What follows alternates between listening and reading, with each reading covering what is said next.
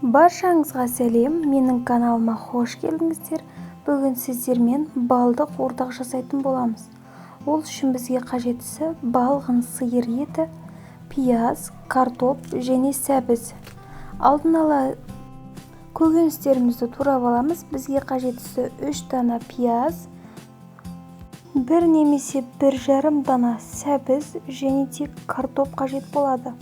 Картоп адамның санына қарай көбейте берсеңіздер болады. Мен осылай алдын ала барлығын турап алдым. Үйлеріңізден табылып жатса осындай фигуральный пышақтармен турасаңыздар, тамақтарыңыздың көркін ашып, әдемі сән береді. Ал біз көкөністерімізді турап болғаннан кейін қызып тұрған майымызға еттерімізді саламыз.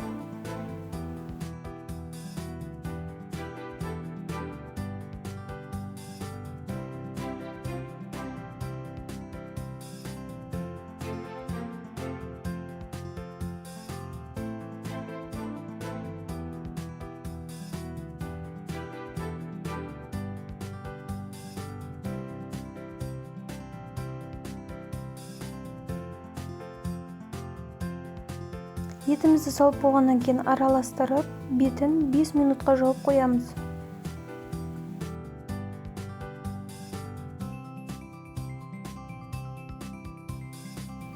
Және де үстіне тұз бұрышымызды салып, жарты сағатқа бұқтырып қоятын боламыз.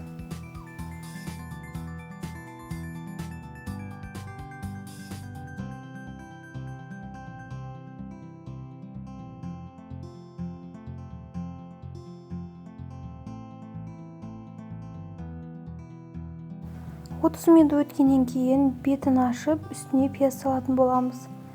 Пиязымызды салып болғаннан кейін 1-2 минут араластырып, үстіне сәбіз саламыз.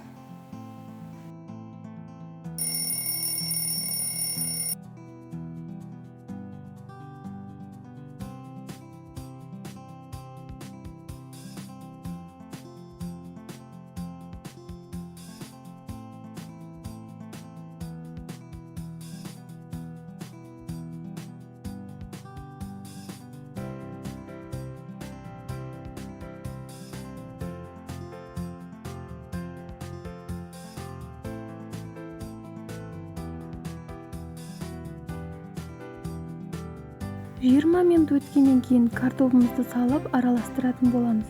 Және де 5-10 минуттай қуырып, қайта астын баяу отқа қойып, бетін жабатын боламыз.